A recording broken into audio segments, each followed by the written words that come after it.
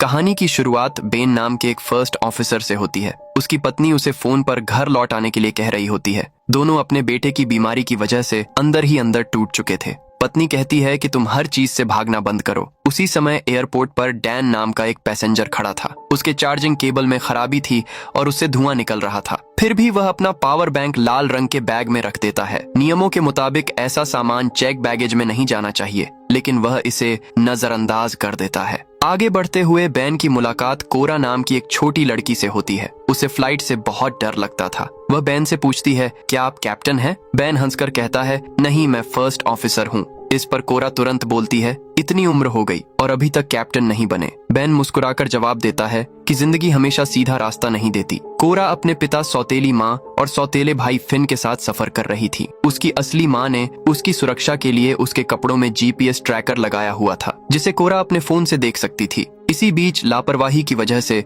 Dan का लाल bag बिना सही जांच के कार्गो में लोड कर दिया जाता है। ये फ्लाइट लॉस एंजलिस से शंघाई जा रही थी। प्लेन में कुछ ई स्पोर्ट्स प्लेयर्स भी मौजूद थे। एक अमेरिकी खिलाड़ी चीनी खिलाड़ियों का मजाक उड़ाने लगता है। उसकी टीम का कैप्टन अपने साथी का साथ देता है, लेकिन कोच बीच में आकर माफी मांग लेता है और मामला शांत कर देता है। इस फ्लाइट के कैप्टन का नाम रिचर्ड था। प्लेन उड़ान भरता है और तभी हमें पता चलता है कि बेन पहले एयरफोर्स में था। उसने अपने सीनियर ऑफिसर के खिलाफ हाथ उठा दिया था क्योंकि वह नियमों का सही पालन नहीं कर रहा था। इसी गलती की वजह से बेन अपनी नौकरी, पेंशन और सारे फायदे खो बैठा। अब वह एक छोटी एयरलाइन में फर्स्ट ऑफिसर की नौकरी कर रहा था। दूसरी तरफ ई स्पोर्ट्स प्लेयर लिली अपने कैप्टन सैम से पूछती है कि वह उसका लेटर पढ़ने से इतना डर क्यों रहा है। सैम कहता है कि वह डर नहीं रहा, बस चीन लौटने के बाद पढ़ेगा। फिर वह वॉशरूम की तरफ जाता है, जहां उसने लिली के लेटर्स अपने फोन कवर में छिपा कर रखे हुए।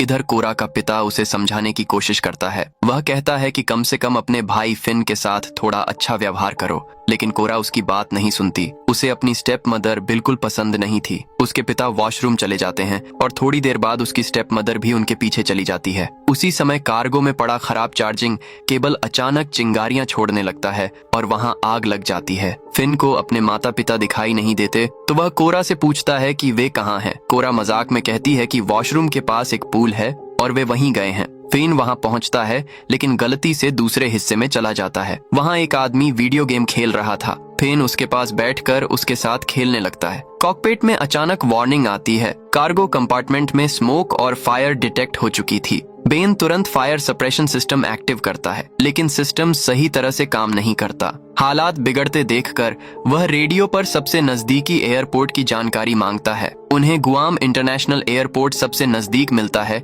जो करीब 400 नॉटिकल माइल्स दूर था। इसी दौरान कोरा अपने पिता को कॉल करने के लिए वॉशरूम की तरफ जाती है। वहीं प्लेन के 2 क्रू मेंबर्स फायर एक्सटिंग्विशर लेकर कार्गो में पहुंचते हैं और आग बुझाने की कोशिश करते हैं, लेकिन आग तेजी से फैलती है। जलता हुआ कंटेनर अपने बंधनों से छूट जाता है और आगे सरकते हुए कुछ सिल्डर्स से टकरा जाता है। इसके बाद प्लेन के अंदर तबाही मच जाती है। सिल्डर्स के फटते ही प्लेन के ढांचे में एक बड़ा छेद हो जाता है। सामान हवा में उड़ने लगता है और कई यात्रियों को चोट लगती है। इसी अफरा तफरी में लिली कोरा को पकड़कर सुरक्षित रखने की कोशिश करती है। सभी यात्रियों के सामने ऑक्सीजन मास्क नीचे गिर जाते हैं, लेकिन कोरा के पिता और स्टेप मदर वॉशरूम में बेहोश पड़े हुए थे। उड़ता हुआ सामान कई लोगों को घायल कर देता है। इसी तरह कैप्टन रिचर्ड प्लेन को नीचे सुरक्षित ऊंचाई पर ले आता है। फिर वह अनाउंसमेंट करता है कि अब प्लेन सुरक्षित ऊंचाई पर है और लोग ऑक्सीजन मास्क हटा सकते हैं। इस बीच डैन अपनी सीट से उठकर वॉशरूम में चला जाता है। उधर सैम वॉशरूम से निकलकर जल्दी से लिली के पास पहुंचना चाहता है, लेकिन एक फ्लाइट अटेंडेंट उसे रोककर सीट पर बैठा देती है क्योंकि इस समय भागना खतरनाक था। डन वॉशरूम में बैठकर स्मोकिंग करने लगता है। तभी कार्गो में लगी आग और ज्यादा फैल जाती है। जलता हुआ कंटेनर इंजन से टकरा जाता है। इंजन बुरी तरह फट जाता है और प्लेन के साइड में एक और बड़ा छेद हो जाता है। कुछ यात्री सीधे बाहर गिरने लगते हैं। स्थिति और भी खराब हो जाती है जब फ्लाइट कंट्रोल्स जवाब देना बंद कर देते हैं। उस समय प्लेन खुले समुद्र के ऊपर था। थोड़ी ही देर में दूसरा इंजन भी आग पकड़ लेता है। अब प्लेन की पावर और रेडियो कम्युनिकेशन दोनों खत्म हो जाते हैं। हालात हाथ से निकलते देख देख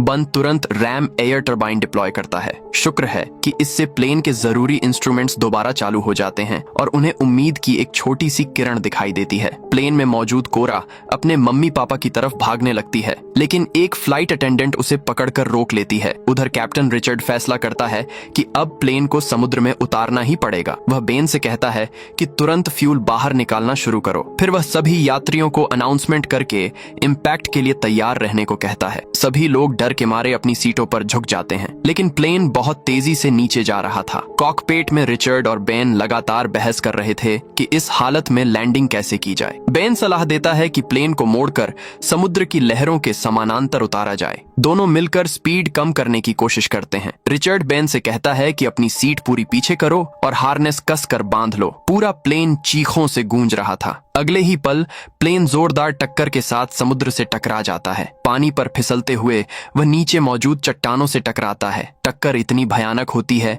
कि एक पंख टूटकर अलग हो जाता है और पूरा प्लेन पलट जाता है। फिर वह दो हिस्सों में टूट जाता है। हर तरफ पानी भरने लगता है और कई लोग उसी टक्कर में अपनी जान गंवा देते हैं। कुछ समय बाद समुद्र में प्लेन के टूटे हुए हिस्से और लाशें तैरती नजर आती हैं। बचे हुए लोग मदद के लिए चिल्ला रहे थे। कॉकपिट में रिचर्ड बेहोश पड़ा था और पानी का दबाव लगातार कांच पर बढ़ रहा था। दूसरी तरफ फ्लाइट अटेंडेंट पेनी पूरे समय कोरा को पकड़े हुए थी। कोरा टूटे हुए प्लेन से बाहर का नजारा देखती है और समझती है कि प्लेन के 3 बड़े हिस्से अब एक दूसरे से काफी दूर जा चुके हैं। पेनी कोरा को वहीं रुकने के लिए कहती है और कॉकपिट में पहुंचती है, जहां बेन रिचर्ड को सीट से छुड़ाने की कोशिश कर रहा था। तभी रिचर्ड को होश आ जाता है। वह बेन से कहता है कि क्रैश एग से सीट काटकर उसे बाहर निकालने की कोशिश करो। उधर प्लेन के बीच वाले हिस्से में सैम को एहसास होता है कि लिली अपनी सीट पर नहीं है। आसपास मौजूद ज्यादातर लोग बुरी तरह घायल थे। सैम बार बार लिली का नाम लेकर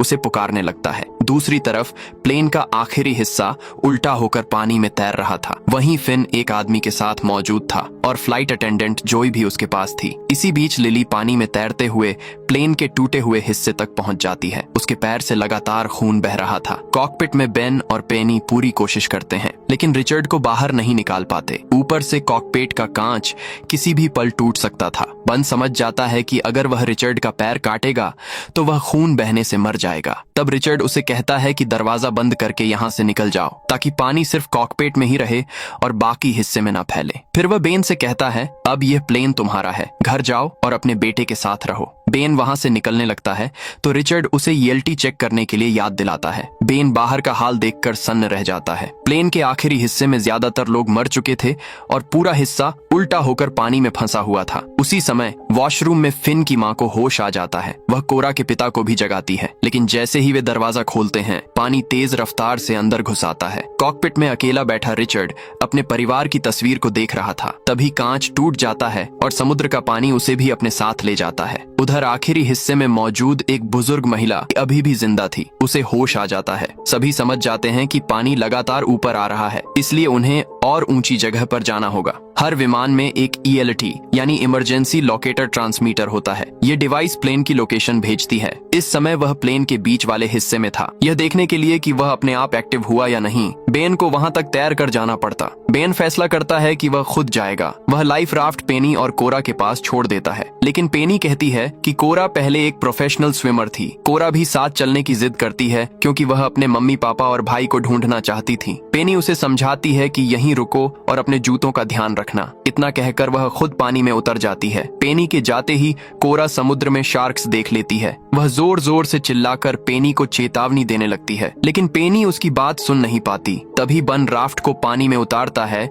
और दोनों पेनी की तरफ बढ़ने लगते हैं। दूसरी तरफ प्लेन के आखिरी हिस्से में फंसे लोग सिर्फ एक एयर पॉकेट की वजह से जिंदा थे। अगर वे बाहर निकलने के लिए दरवाजा खोलते तो पूरा हिस्सा डूब जाता और सभी मर जाते। उधर समुद्र में शार्क अब पेनी के बहुत करीब पहुंच चुकी थी। उसे दूर से कोरा की आवाज तो सुनाई देती है, लेकिन शब्द समझ नहीं आते। अगले ही पल शार्क हमला कर देती है। बेन पूरी कोशिश करता है कि पेनी को ऊपर खींच ले, लेकिन वह उसे बचा नहीं पाता, जिसके बाद शार्क उनकी राफ्ट पर भी हमला करती है। बेन एक चप्पू से उसे पीछे हटाने की कोशिश करता है और किसी तरह उसे दूर भगा देता है। इसी दौरान प्लेन के बीच वाले हिस्से में मौजूद सभी लोग एक कोने में इकट्ठा हो जाते हैं। वजन एक तरफ आने से पूरा हिस्सा थोड़ा आगे खिसक जाता है। इसी बीच एक महिला फिसलकर पानी में गिर जाती है, लेकिन वह किसी तरह खुद को वापस ऊपर खींच लेती है। उधर उल्टे पड़े प्लेन वाले हिस्से में जोई मैट के घायल हाथ पर पट्टी बांध रही थी। सभी लोग मिलकर डरे हुए फिन को शांत करने की कोशिश करते हैं। दूसरी तरफ प्लेन के बीच वाले हिस्से में सैम सभी से कहता है कि कुछ लोगों को वापस पानी की तरफ जाना होगा। का हिस्सा एक कोरल रीफ के ऊपर अटका हुआ है और अगर वजन कम नहीं किया गया तो यह कभी भी खिसक सकता है, लेकिन अमेरिकन प्लेयर हच उसकी बात मानने से साफ मना कर देता है। दोनों के बीच फिर से बहस शुरू हो जाती है, यहाँ तक कि हच का कोच भी मानता है कि सैम सही कह रहा है। जेसी पानी वाली तरफ जाने के लिए तैयार हो जाता है, लेकिन हच अब भी अड़ा रहता है। उधर लिली जिस टूटे हुए हिस्से पर थी वह धीरे धीरे दूर बहने लगता है। घायल पैर के बावजूद उसे पानी में उतरकर तैरना पड़ता है। काफी मुश्किल के बाद वह मिड सेक्शन तक पहुंच जाती है। सैम उसे देखकर राहत की सांस लेता है और दोनों मिलते हैं, लेकिन तभी एक शार्क अचानक कोच पर हमला कर देती है। जेसी उसे बचाने की कोशिश करता है, मगर वह भी शार्क का शिकार बन जाता है। यह देखकर हज का गुस्सा फूट पड़ता है। वह सारी गलती सैम पर डालने लगता है और उसकी पिटाई शुरू कर देता है। तभी बेन वहां पहुंचता है और हज को खींचकर अलग कर देता है। उधर प्लेन के आखिरी हिस्से में जोई कहती है कि वह नीचे तैरकर बाहर निकलने का रास्ता ढूंढ सकती है, लेकिन मैट उसे रोक देता है। उसका हाथ टूटा हुआ था, फिर भी वह खुद जाने की जिद करता है। बेकी उसे मना करती है, मगर मैट नहीं मानता और एक हाथ के सहारे पानी में उतर जाता है। वह प्लेन के नीचे से रास्ता बनाते हुए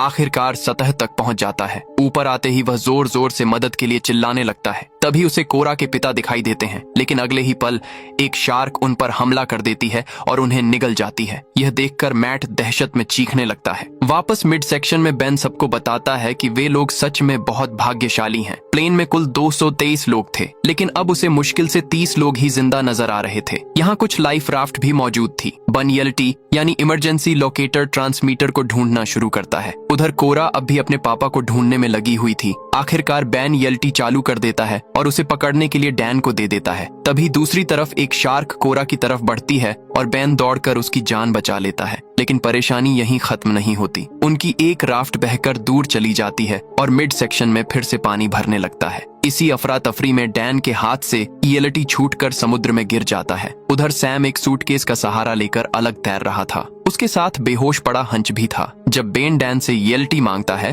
तो डैन बताता है कि वह पानी में गिर चुका है। ऊपर से वह उल्टा बेन को ही सुनाने लगता है कि अगर वह इतना जरूरी था तो खुद पकड़ कर रखना चाहिए था। इसी दौरान कोरा दूर सैम को तैरते हुए देख लेती है। बेन समझ जाता है कि अब उन्हें भी बचाना पड़ेगा, लेकिन तभी चारों तरफ शार्क्स घूमती नजर आने लगती हैं। डैन वहां जाने से मना कर देता है। वह अपनी जान खतरे में नहीं डालना चाहता था। गुस्से में वह बेन को मुक्का भी मार देता है और कहता है कि यह सब उसी की गलती से हुआ है। लेकिन बेन भी उसे जवाब में मुक्का मारता है और साफ कह देता है कि वे लोग वहां जाएंगे और डैन भी उसके साथ आएगा। कुछ देर बाद बेन और डैन सैम और हज तक पहुंच जाते हैं। शार्क्स लगभग उन तक पहुंच चुकी थी, लेकिन बेन सही समय पर दोनों को बचा लेता है। दूसरी तरफ उल्टे पड़े प्लेन के हिस्से में अब और इंतजार करना नामुमकिन था। बेकी वहां से जाने से मना कर देती है। वह सिर्फ जोई से कहती है कि फिन को लेकर निकल जाओ। जोई वादा करती है कि वह वापस आएगी और फिर फिन को साथ लेकर आगे बढ़ती है। रास्ते में उन्हें मैट की लाश दिखाई देती है। दोनों किसी तरह सतह तक पहुंच जाते हैं। पास ही एक बंद पड़ा लाइफ राफ्ट भी बहकर आ चुका था। उधर लिली अचानक आसमान में एक प्लेन देखती है। सभी लोग पूरी ताकत से हाथ हिलाकर मदद मांगते हैं, लेकिन वह विमान उन्हें देख नहीं पाता और आगे निकल जाता है। इस बीच जोई राफ्ट खोल देती है। वह फिन को उसमें बैठाने ही वाली थी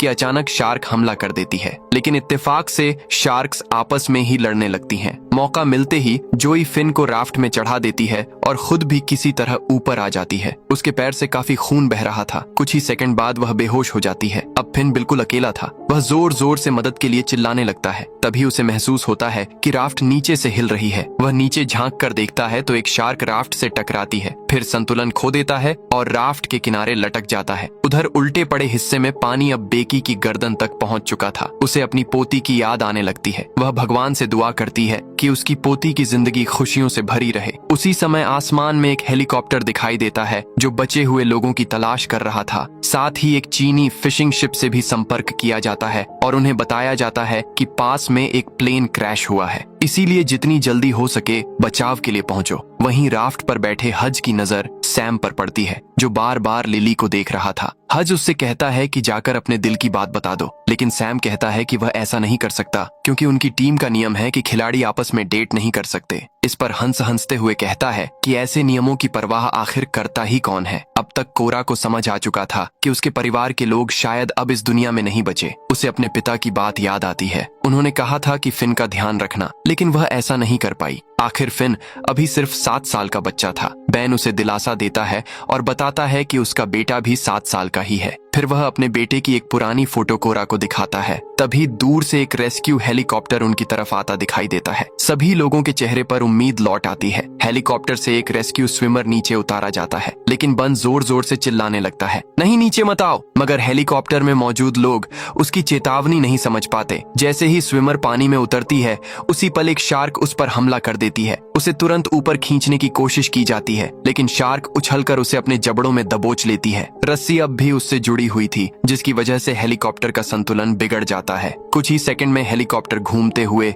समुद्र में जा गिरता है। हेलीकॉप्टर के टकराने से उनकी राफ्ट भी पलट जाती है। लोग किसी तरह खुद को संभालते हैं और वापस ऊपर आ जाते हैं, लेकिन ऊपर खींचे जाते समय डैन एक फ्लाइट अटेंडेंट को धक्का दे देता है। वह सीधे पानी में गिरती है और अगले ही पल शार्क्स उसे घेर लेती हैं। उसी दौरान एक चीनी फिशिंग शिप वहां पहुंच जाती है। हालांकि जहाज उनके काफी पास नहीं आ सकता क्योंकि बीच में कोरल रीफ थी और पानी बहुत कम गहरा था। अब लोगों को खुद ही वहां तक पहुंचना था, लेकिन मुश्किल यह थी कि राफ्ट में पैडल ही नहीं थे। तभी बेन को एहसास होता है कि कोरा राफ्ट पर नहीं है। वह दूर टूटे हुए प्लेन के एक हिस्से पर अकेली खड़ी थी। बेन बिना समय गंवाए उसकी तरफ तैरने लगता है, लेकिन उसके पीछे पीछे एक शार्क भी आ रही थी। किसी तरह वह कोरा तक पहुंच जाता है और उसे अपने साथ चलने के लिए कहता है, मगर कोरा मना कर देती है। वह कहती है कि वह अपने डैडी के पास यहीं रहना चाहती है। बेन उसे समझाता है कि उन्हें बस थोड़ा सा रास्ता बदलना है। फिर वह कोरा को अपने शरीर से बांध लेता है और दोनों आगे बढ़ने लगते हैं, लेकिन चारों तरफ शार्क्स भरी हुई थी। यह देखकर चीनी मछुआरे एक बड़ा फैसला लेते हैं। वे अपनी पकड़ी हुई सारी मछलियां समुद्र में फेंक देते हैं। मछलियों को देखकर शार्क्स का ध्यान उधर चला जाता है, लेकिन कुछ शार्क्स अब भी बेन और कोरा का पीछा कर रही थीं। तभी बैन अपनी फ्लेयर गन निकालता है और एक शार्क पर फायर कर देता है। इससे बाकी शार्क्स भी दिशा बदल देती हैं और मछलियों की तरफ चली जाती हैं। उधर डैन को पानी में तैरता हुआ सिगरेट का पैकेट दिखाई देता है। वह उसे उठा लेता है और राफ्ट के किनारे बैठकर आराम से सिगरेट पीने लगता है, लेकिन उसकी यह खुशी ज्यादा देर नहीं टिकती। अगले ही पल एक शार्क उस पर हमला कर देती है और उसे समुद्र में खींच ले जाती है। उसकी मौत पर किसी को खास फर्क नहीं पड़ता। आखिरकार बाकी सभी लोग सुरक्षित बचा लिए जाते हैं, जिसके बाद सैम लिली से बात करता है। वह कहता है कि उसने उसका लेटर कभी नहीं पढ़ा और अब तो वह शायद समुद्र की गहराइयों में कहीं खो चुका होगा। लेकिन लिली मुस्कुराकर कहती है कि उसे पता है सैम ने वह लेटर पढ़ लिया था। वह सिर्फ नियमों की वजह से अपनी भावनाएं छुपा रहा था। यह सुनकर सैम धीरे से उसके माथे पर किस कर देता है। थोड़ी देर बाद बेन कोरा के पास आता है। तभी अचानक सभी लोगों के फोन में नेटवर्क आ जाता है। कोरा तुरंत बन का फोन मांगती है और फिन के जीपीएस ट्रैकर की लोकेशन चेक करती है। लोकेशन मिलने के बाद सभी उस दिशा में बढ़ते हैं। वहां उन्हें एक राफ्ट दिखाई देती है जिसमें जोई बेहोश पड़ी हुई थी। कुछ ही देर बाद उसे होश आ जाता है। फिर वह अपने पास लेटे हुए फिन को दिखाती है। फिन को देखते ही कोरा की आंखों में खुशी के आंसू आ जाते हैं। दोनों भाई बहन एक दूसरे से मिलते हैं। कोरा उससे माफी मांगती है और उसे गले लगा लेती है। कहानी के आखिर में हमें पता चलता है कि बेन का बेटा कैंसर जैसी गंभीर बीमारी से लड़ रहा है। बेन अपनी पत्नी को फोन करता है, फिर अपने बेटे से बात करता है और कहता है, मैं घर वापस आ रहा हूं। और इसी भावुक पल के साथ इस कहानी का अंत हो जाता है। तो दोस्तों, आपको ये मूवी कैसी लगी हमें कमेंट करके जरूर बताइए। अगर आपको ये एक्सप्लेनेशन पसंद आया हो तो वीडियो को लाइक करना मत भूलिए और ऐसे ही शानदार मूवी एक्सप्लेनेशन देखने के लिए चैनल को सब्सक्राइब जरूर करें।